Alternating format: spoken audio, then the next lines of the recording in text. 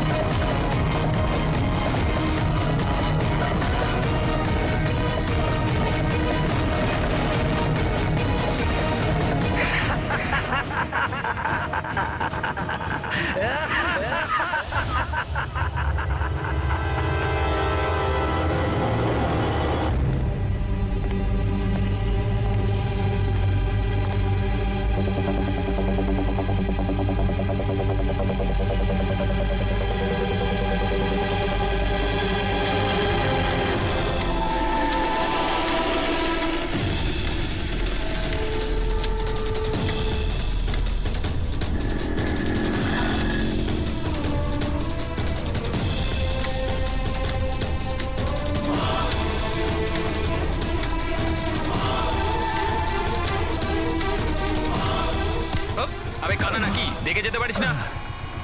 অন্ধই আমি ভাই। আরে আরে ভাই সরি আরে সরি, আমার লাঠি। আমি বুঝতে পারিনি। আপনার এইভাবে বাইরে বেরোনো উচিত নয়, আপনার আঘাত লেগে যেতে পারে তো। ক্ষমা করবেন, আমায় আর একটু সচেতন হতে হবে। ঠিক আছে ঠিক আছে, সাবধানে যাবেন। আগে আগে। আপনি যেতে পারবেন না? আমি ছেড়ে দিয়ে আসবো। না না, আমি চলে যাব। ঠিক আছে। Thank you.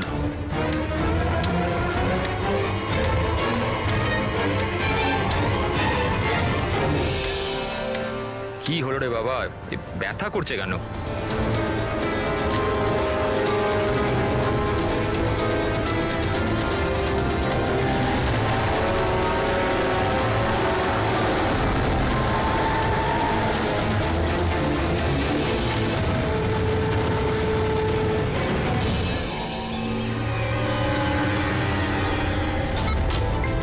কিচ্ছু হবে না, কিচ্ছু হবে না তোমার। তুমি তুমি তুমি স্থির থাকো।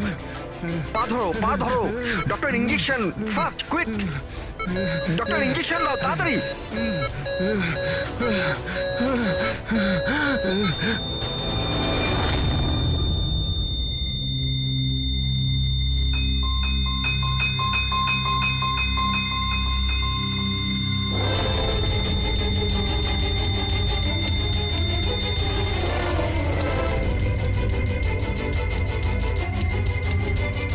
ও my god, he is dead. আর এনার মৃত্যু ন্যাচারালও নয়। এবার কি? আমি জানি প্রিয়া, ইটস এ মার্ডার। আমি ডক্টর সালুখেকে এই কেসের ব্যাপারে সব কিছু বলে দিয়েছিলাম। এতক্ষণও তো উনি ফাইন্ড আউট করেই নিয়েছেন যে রমেনের মৃত্যুর প্রকৃত কারণ কি। বিষ? রমনের মৃত্যু বিষক্রিয়ায় হয়েছে? হ্যাঁ বস, খুব মারাত্মক বিষ। প্রথমে এটা মানুষের মস্তিষ্কে প্রভাব বিস্তার করে। প্রথমে ডিলেরিয়াম, ফটোফোবিয়া, অ্যামিনেশন। তারপরে ওই বিষটা অন্য অঙ্গ প্রত্যঙ্গে প্রভাব বিস্তার করে। বাকি অঙ্গ প্রত্যঙ্গ ধীরে ধীরে কাজ করা বন্ধ করে দেয় আর মানুষের মৃত্যু হয়। ডক্টর সালুখে, এটার কোনো অ্যান্টিডোট হবে নিশ্চয়ই? সব বিষেরই অ্যান্টিডোট হয় ফ্রেডি, কিন্তু সেই জন্যে আমাদের ওই বিষের ব্যাপারে সবকিছু জানা প্রয়োজন। আর বস, এই বিষ খুব সহজে ধরা যায় না। আমাকেও অনেক ধরনের টেস্ট করতে হয়েছে ওই বিষটা আইডেন্টিফাই করতে। স্যার, বীজ দিয়ে মারা আলাদা কথা, কিন্তু এমন বীজ দেওয়া যাতে এইভাবে ছটফট করতে করতে মরবে, এটা কিরকম চমকে যাওয়ার মতো কথা না স্যার? সে যেই হোক এতটাই ঘৃণা করতো রমনকে যে ও ওকে এরকম সাংঘাতিকভাবে মেরে ফেললো। বুঝে উঠতে পারছি না কে হতে পারে, কে হতে পারে। যে কেউ হতে পারে স্যার। স্যার ওই রমেনের জুয়োর নেশা ছিল, ক্রিকেট, রেসকোর্ট, সাট্টা, সব রকমের জুয়া। আর এইসবের চক্করে ওর 5 কোটি টাকার ধার হয়ে গিয়েছিল। 5 কোটি? 5 কোটি? হ্যাঁ স্যার, ওর কাছে হুমকি ভরা মেসেজ এসেছিল। ওর ফোন রেকর্ডে এরকম প্রচুর মেসেজ রয়েছে যেগুলো ওকে বুকিজ আর সাট্টার লোকেরা পাঠিয়েছিল। এই দেখুন। স্যার হতে পারে যে এদের মধ্যেই কারুর হুমকি সত্যি হয়ে গেছে হয়তো। বুঝতে পারছি না, কিন্তু যেভাবে মেরেছে স্যার মনে তো হচ্ছে না কোনো বুকির কাজ এটা। যাই হোক, এদের ডাকতে তো হবেই, দেখা যাক কিছু পাওয়া যায় কিনা। Hello ACP Pradyuman. আচ্ছা, ঠিক আছে।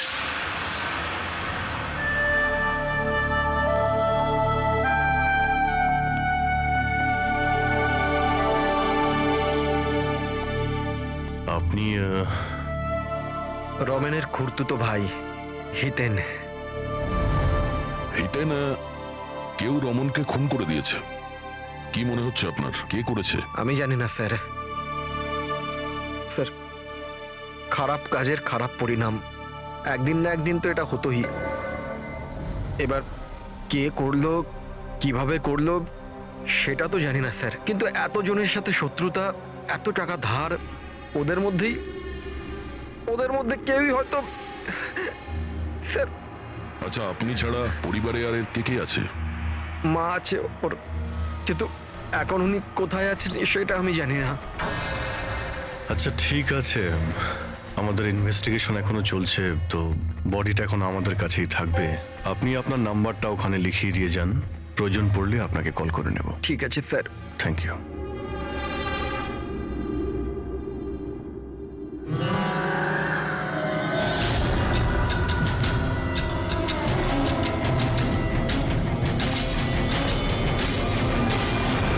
হচ্ছে এতটা দুঃখ পাইনি যেটাও দেখাচ্ছে।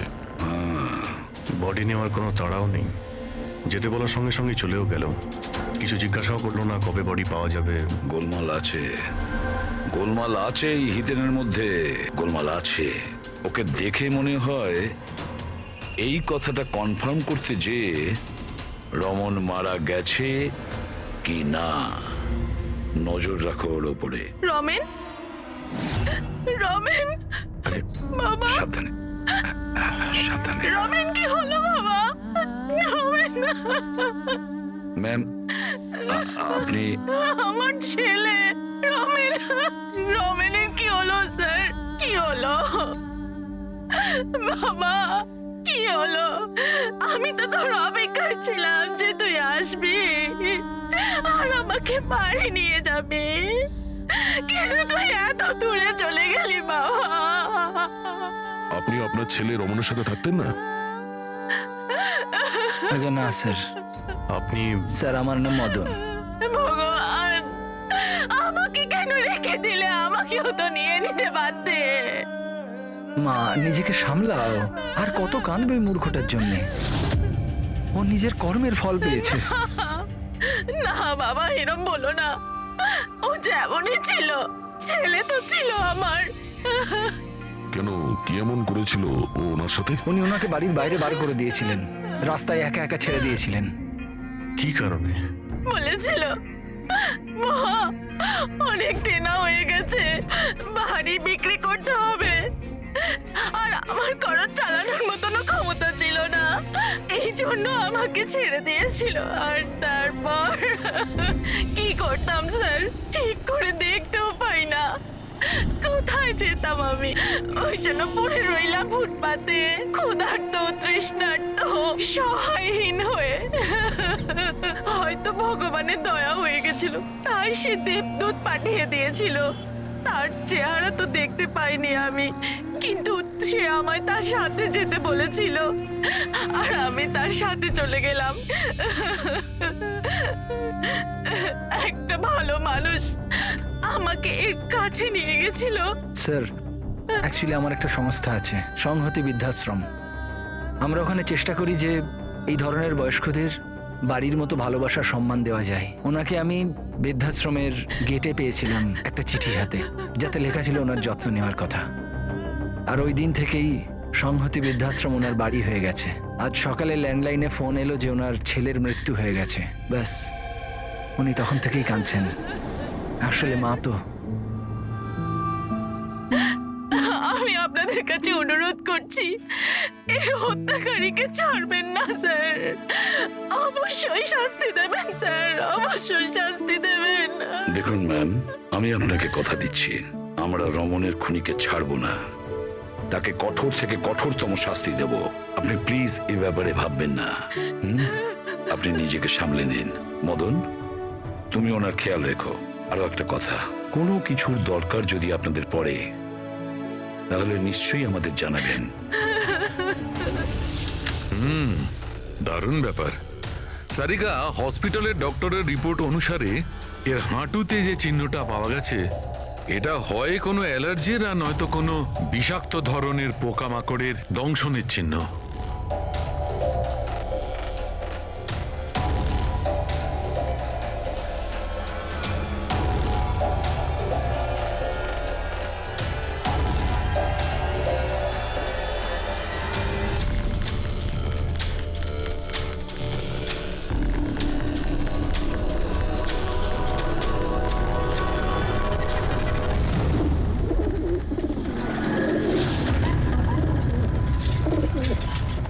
স্যার, এই হিতেনের হাবভাব কিন্তু ভালো ঠেকছে না।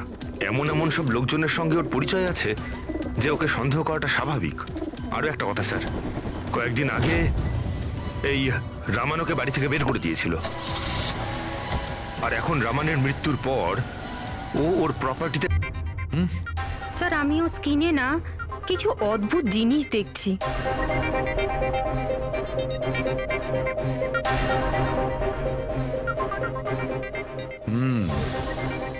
সারিকা, এই যে অদ্ভুত জিনিসটা দেখতে পাওয়া যাচ্ছে, আসলে এটা প্যারাফিন।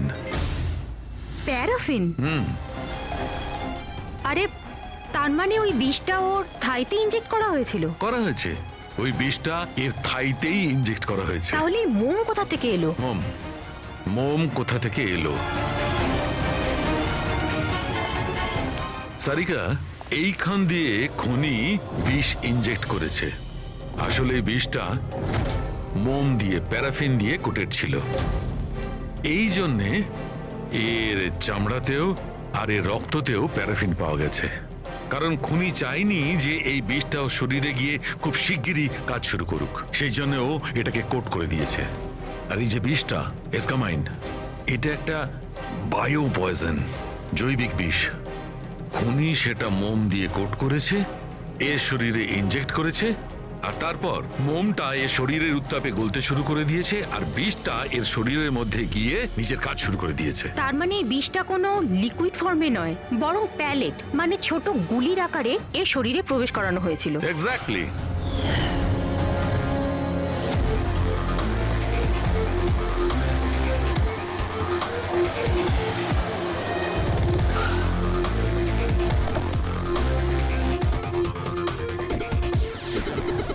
এই হলো সেই কনস্ট্রাকশন সাইট যেখানে রমন ইঞ্জিনিয়ার ছিল।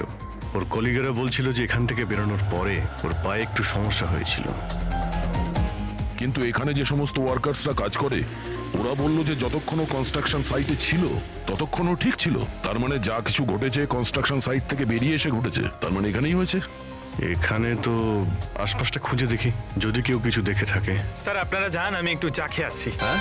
মানে ওই চাওয়ালাকে জিজ্ঞেস করে আসছি যে কিছু দেখেছে কিনা।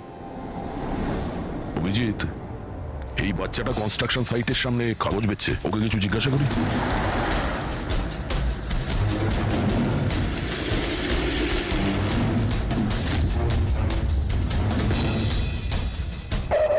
কি নাম বাবা তোমার? চুটকি। ছুটকি।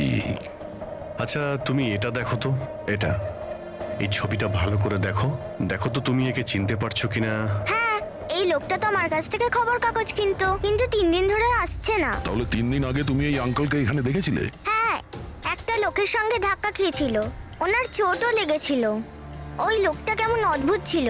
অদ্ভুত? অদ্ভুত মানে? আবে অন্ধ নাকি, দেখে যেতে পারিস না? অন্ধ হয়ে আমি ভাই।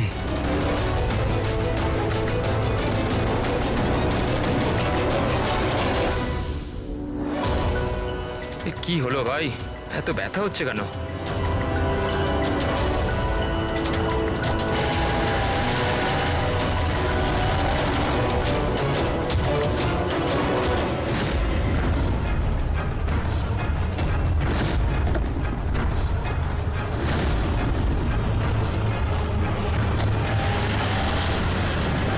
তার মানে ও অন্ধ ছিল না, ওই হামলা করেছিল রমনের ওপর। আচ্ছা এটা বলো তো যে ওই আঙ্কেলকে তুমি চিনতে পারবে? তুমি কি ওকে ঠিক করে দেখেছিলে? না। আচ্ছা ওই গাড়ির নাম্বারটা মনে আছে? না আঙ্কেল, ওই আঙ্কেলকে গাড়ি চালাতে দেখে আমি অবাক হয়ে গেছিলাম, এই জন্য গাড়ির নাম্বার মনে নেই। কিন্তু কি হয়েছে আঙ্কেল? ইঞ্জিনিয়ার আঙ্কেল ঠিক আছে তো? না বাবু, ওর কিছু হয়নি। ও অন্য কোনো কনস্ট্রাকশন সাইটে চলে গেছে, এখনো এখানে আসবে না। Thank you. হ্যাঁ, তুমি এখন নিউজ পেপার বিক্রি করছো, তুমি স্কুলে যাবে না?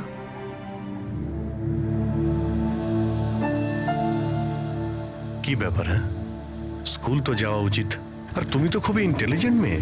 অ্যাকচুয়ালি প্রত্যেক বাচ্চারই স্কুলে যাওয়া উচিত, আর তোমারও যাওয়া উচিত। কিন্তু স্কুল যাওয়ার জন্য অনেক টাকা দরকার না আঙ্কেল? আমার কাছে টাকা নেই। বাবু যদি তোমার পয়সা দিতে না হয় তাহলে তুমি স্কুলে যাবে? হ্যাঁ আঙ্কেল, আমি নিশ্চয়ই যাব, আমার পড়তে খুব ভালো লাগে।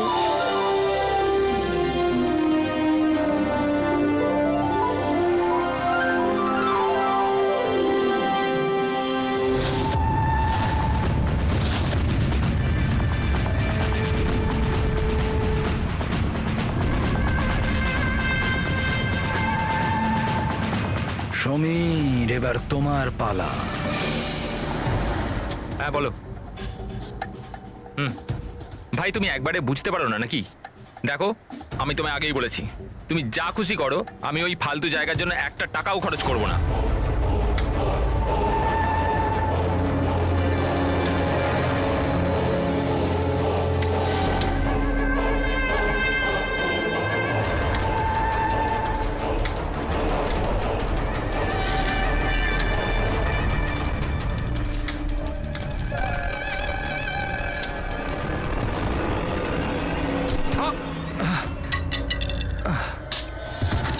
ওই দেখতে পান? আমার আমার লাঠি। Sorry sorry sorry sorry sorry I am sorry আমার এই তো লাঠি। লাঠি। I am sorry, extremely sorry. আপনার কোথাও লাগেনি তো? আপনি ঠিক আছেন তো? আমি আপনাকে কোথাও ছেড়ে দিই? না না, আমি ঠিক আছি, আমি চলে যাব। আপনি আপনি ঠিক আছেন তো? হ্যাঁ, আমি আমি আমি আমি ঠিক আছি। আপনি সাবধানে যাবেন। হ্যাঁ ঠিক আছে, আপনি সাবধানে যাবেন। ওকে, থ্যাংক ইউ। হ্যাঁ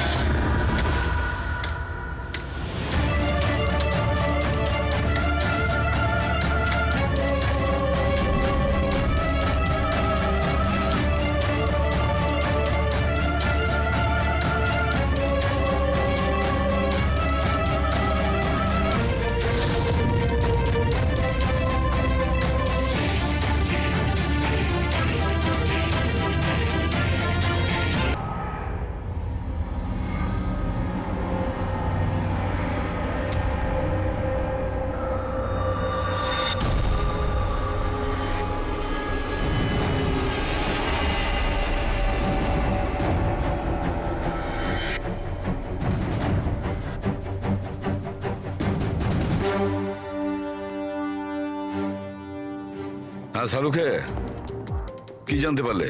বস, এই লোকটাকে যে বিষটা দেওয়া হয়েছে সেটাও কোনো গাছ থেকেই তৈরি করা হয়েছে।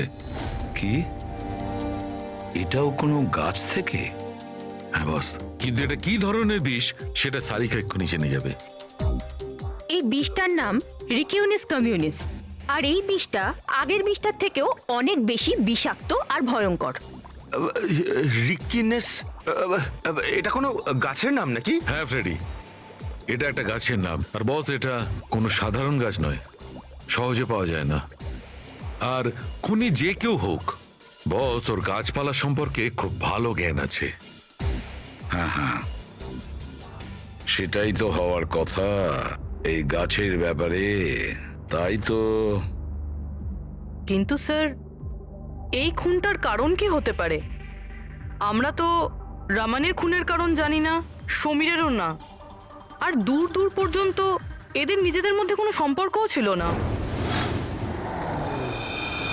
স্যার সমীর আর রমনের মধ্যে একটা জিনিস তো খুবই কমন। কি? মাই গড, তাহলে এটাই সেই সূত্র যেটা সমীর আর রমনকে যুক্ত করে?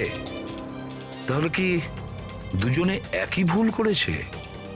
হ্যাঁ স্যার, রমনের মতো সমীরও তার বুড়ো ক্যান্সার আক্রান্ত বাবাকে বাড়ি থেকে বের করে দিয়েছিল। ওদের ব্যাপারে জিজ্ঞাসাবাদ করতে গিয়ে আমাদের এমন একজনের সঙ্গে আলাপ হয় যিনি সমীরের বাবাকে খুঁজতে সাহায্য করলেন আর এই কেসটার একটা দিকও খুলে দিলেন। সে কে? স্যার, ইনি doctor Dinesh, hello sir. Cancer সেন্টারের এইচওটি।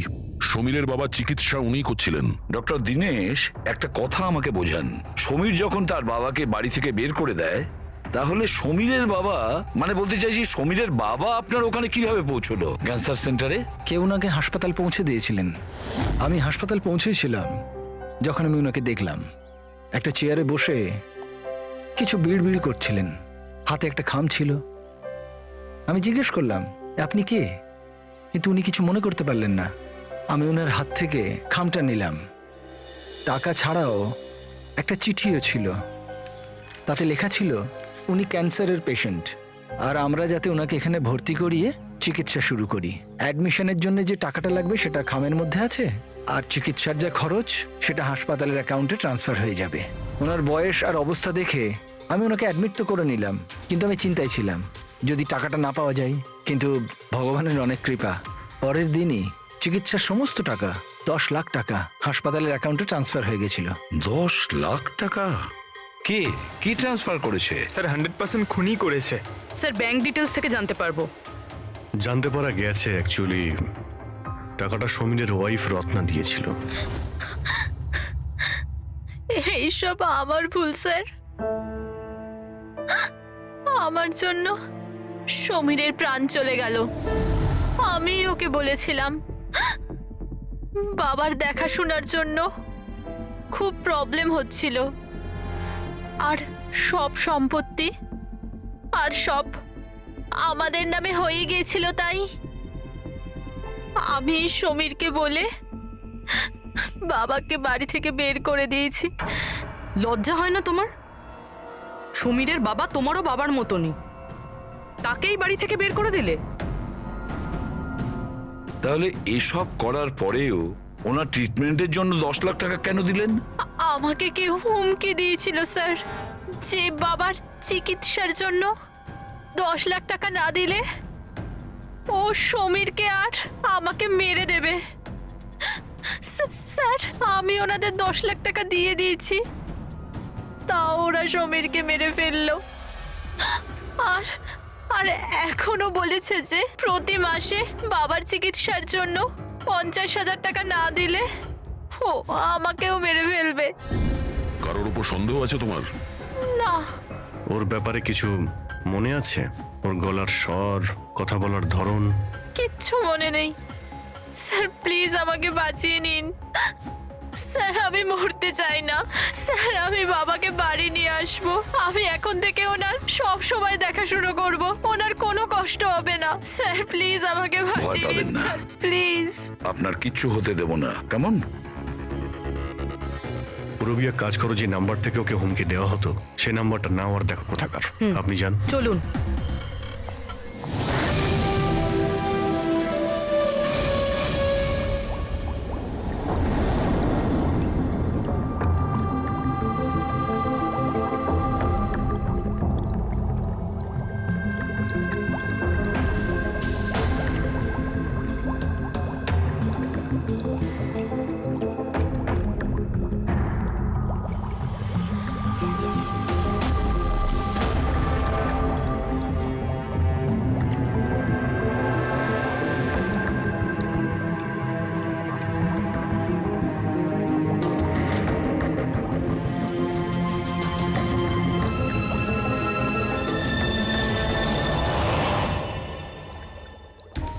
স্যার আমরা এতগুলো অ্যান্টিডোটস বানিয়েছি, কিন্তু এটার কি নিশ্চয়তা আছে যে খুনি এর মধ্যেই কোনো একটা বিষ ব্যবহার করবে?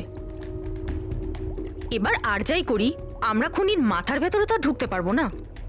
তোমার কথাটা একদম ঠিকই সারিকা, কিন্তু একটা কথা ভাবো, খুনি এই গাছগুলো থেকে বিষ বার করে ব্যবহার করছে, এই গাছগুলো থেকে। আগেরটা থেকে আরো বেশি বিষাক্ত প্রত্যেকবার। আমাদের সব সময় প্রস্তুত থাকতে হবে। জানি না পরের বার কোন ধরনের গাছের বিষ কাকে প্রয়োগ করবে, জানি না কার ওপর, কবে, কখন, কোথায়, কোন ধরনের গাছের জানা নেই।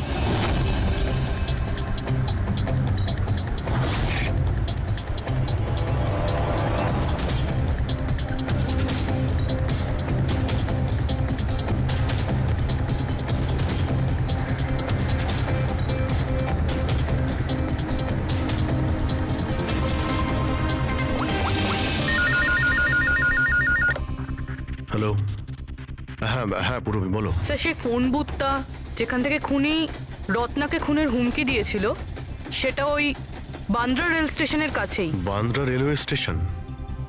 কিন্তু ওখানে তো খুব ভিড় থাকে, ওখানে নিশ্চয়ই ও অন্ধ সেজে এই কাজটা করেনি। খুবই কঠিন এটা জানতে পারা। স্যার কেউ কিছু জানে না সেটা ঠিক, কিন্তু একটা বিশেষ ব্যাপার হলো সেটা এই ফোনগুলো সকাল 11টা থেকে 12টার মধ্যে করা হয়েছে।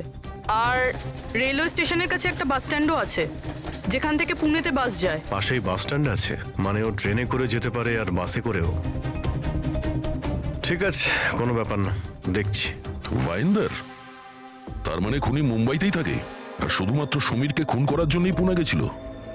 তাহলে পুনাও ট্রেনে করে গেছিল, কিংবা বাসে, কিংবা কোনো প্রাইভেট গাড়ি, কিংবা তার নিজের গাড়িতে।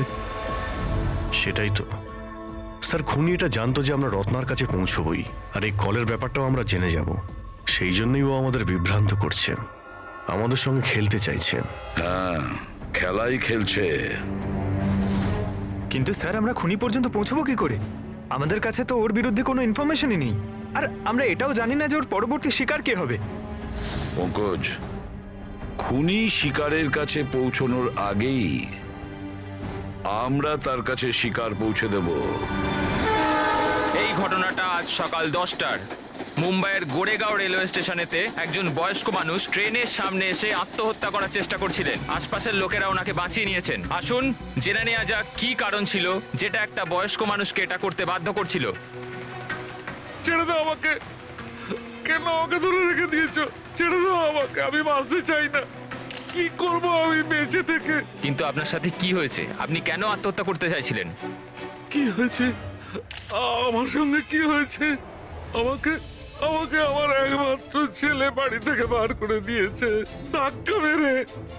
আমি আমার ছেলেকে এত আদর যত্নে বড় করলাম, আর ও আমাকে ধাক্কা মেরে বাড়ি থেকে বার করে দিল।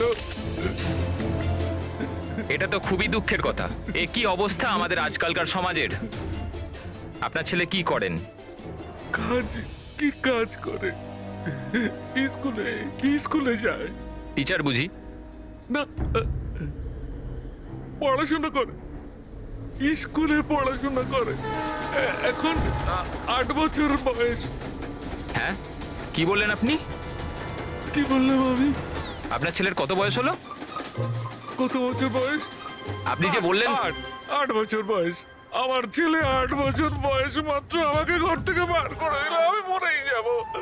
আপনারা শুনতেই পেলেন, ইনি দাবি করছেন যে এনার 8 বছরের ছেলে নাকি বাড়ি থেকে বের করে দিয়েছে।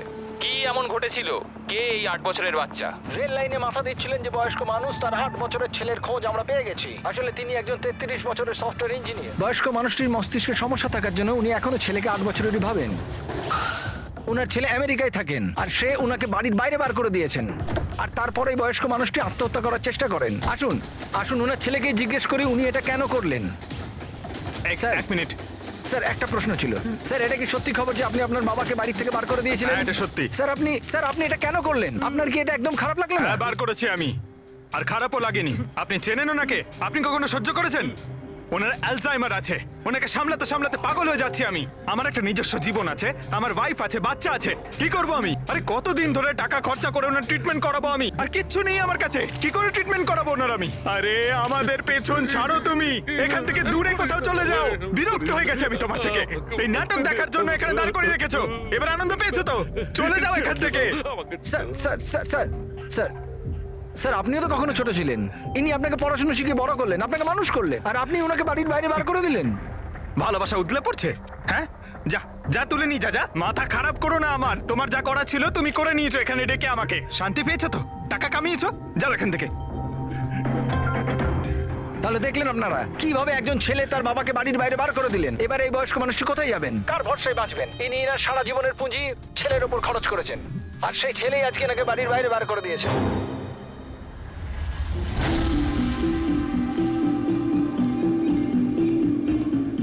সুন্দর সুন্দর বেলুন আছে, বাড়ির বাচ্চাদের জন্য নিয়ে যান। বেলুনওয়ালা এসে গেছে, বেলুনওয়ালা। এই যে ম্যাডাম, বেলুন বেলুন নিয়ে নিন, নিয়ে যান। হ্যালো, বেলুন বলবেন, বেলুনওয়ালা। বেলুন বেলুন নিয়ে যান, বেলুন। বেলুন নেবে নাকি বাবা? বেলুন নিয়ে যাও। নেবে বেলুন? বেলুন বেলুনওয়ালা, বেলুন বেলুন নিয়ে যান।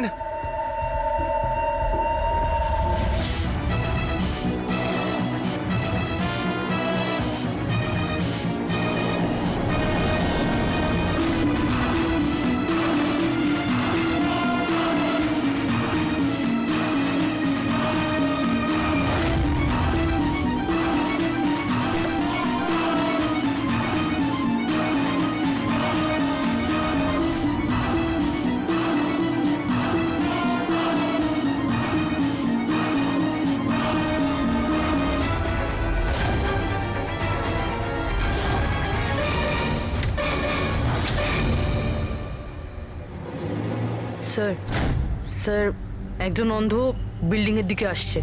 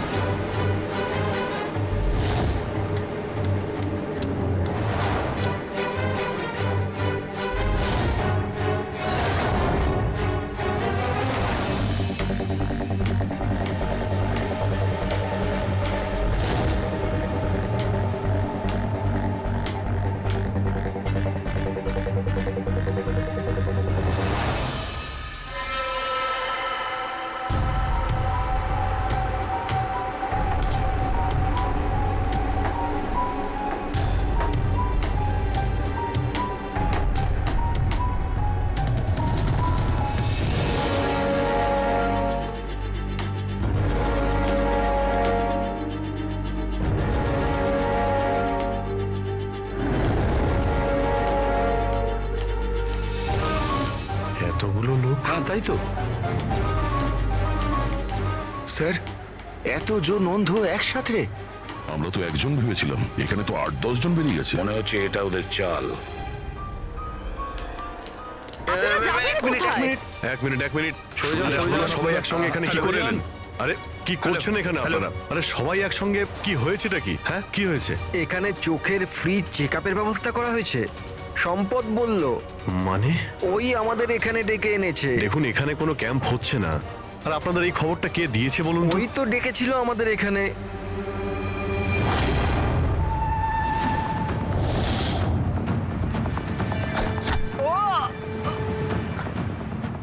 পঙ্কজ! পঙ্কজ! পঙ্কজ! পঙ্কজ! আরে ওই তো, ধরো ওকে। চল পঙ্কজ!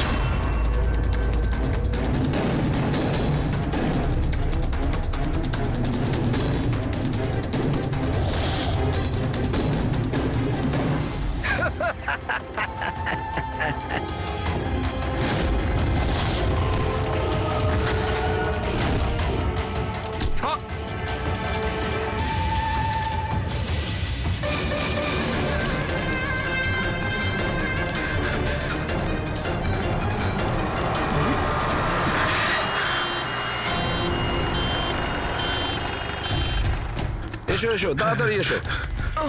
পঙ্কজ, তোর কিচ্ছু হবে না। কিচ্ছু হবে না। পঙ্কজ, একে অ্যাম্বুলেন্সে নিয়ে যাও।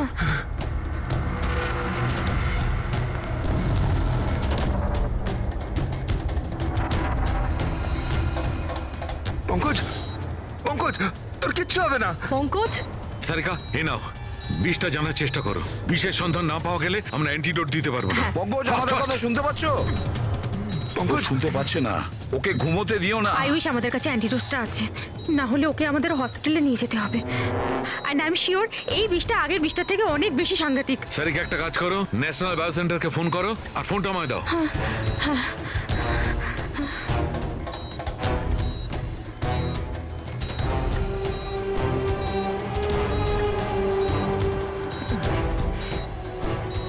Pankaj, don't worry, Pankaj.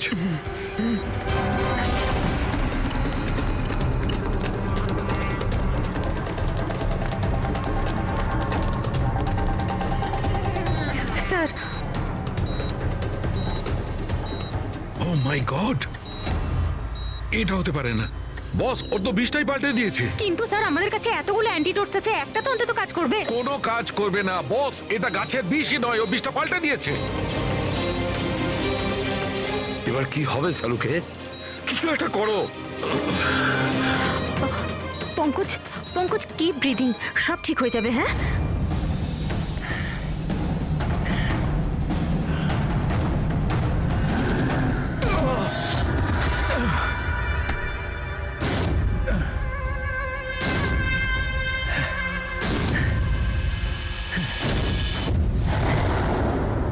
Sir আমার নাম মদন। এসব তুমি করেছো? কেন আমার পেছনে পড়ে আছো? আমি যেটা করেছি ঠিক করেছি। তুমি বলছো এগুলো করে ঠিক করেছো? আমি শুধু খারাপ লোকেদের শাস্তি দিয়েছি, যারা নিজেদের বাবা মায়ের খেয়াল রাখে না, তাদের বেঁচে থাকার কোনো অধিকার নেই। যখন আমার মায়ের মৃত্যু হয়েছিল, আমার দুনিয়া শেষ হয়ে গেছিল। ওই সময় তখন থেকেই আমি এই সংহতি বৃদ্ধাশ্রমে শুরু করেছি। স্যার, ওখানে যত বয়স্ক বাবা মা আসেন না, সব তাদের সন্তানের কাছে অত্যাচারিত। এটা দেখে আমার মাথায় রক্ত উঠে যায়। আমি সেই সময় সিদ্ধান্ত নিই যে এই সবগুলোকে আমি শাস্তি দেব। সেই জন্য এদের মেরে দিই। আমি কি ভুল করেছি? আমি কিছু করুন স্যার, কিছু করুন স্যার। কিচ্ছু করতে পারবো না যতক্ষণ না ওই বিষটা কম্পোজিশন জানতে পারছি ফ্রেডি। আমরা কিচ্ছু করতে পারবো না। যদি ভুল অ্যান্টিডোট দেওয়া হয় তাহলে আরো বেশি ক্ষতি হবে ভাই। স্যার, স্যার পঙ্কজের অবস্থা তো খারাপ হচ্ছে আরো। স্যার পালস পড়ে যাচ্ছে, হসপিটাল নিয়ে যেতে হবে। স্যার কিচ্ছু হবে না, আমাদের হাতে অত সময় নেই টেস্ট করার মতো। যতক্ষণ না এই বিষটার অ্যান্টিডোট পাচ্ছি। পঙ্কজ, হ্যালো, হ্যাঁ স্যার, হ্যাঁ স্যার, ধরা পড়েছে স্যার। খুনি মদন। হ্যাঁ, বিষ। হ্যাঁ আমি জানছি স্যার। কখনো জানতে পারবে না তোমরা, কখনো জানতে পারবে না তোমরা। ওরা শাস্তি পাবে, ওরা শাস্তি পাবে। ও নো! মদন, মদন, মদন, তাড়াতাড়ি অ্যাম্বুলেন্স ডাকো, তাড়াতাড়ি। না স্যার, কোনো লাভ নেই। আমার কাজ হয়ে গেছে স্যার। মেনে নিচ্ছি তুমি ওদের সাথে যা কিছু করেছো ঠিক করেছো, কিন্তু তুমি যাকে ওই বিষটা দিয়েছো ও নির্দোষ, ও নিরপরাধী, ও কিচ্ছু করেনি। ওই বিষটা কি বলো? হ্যাঁ BTX স্যার, ওই বিষটার নাম BTX স্যার। সালুকে, ওই বিষের নাম হলো BTX। ঠিক আছে পঙ্কজ, কিছু হবে না। নার্ভাস হয়েও না। কিছু হবে না। দেখো, কিছু হবে না। ওকে চোখ বুঝতে দেবে না। মদন, ব্যাস হয়ে গেছে, হয়ে গেছে। You will be alright. আর পঙ্কজের কিচ্ছু হবে না, কিচ্ছু হবে না।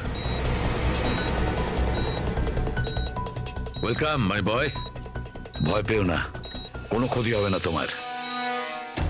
তুমি মানুষ হিসেবে সত্যি ভালো ছিলে, কিন্তু যা করেছো তা খুবই খারাপ। এ তো চলে গেল অভিজিৎ, কিন্তু যাই হোক, এর ওই বৃদ্ধাশ্রমটাকে বন্ধ হতে দেব না।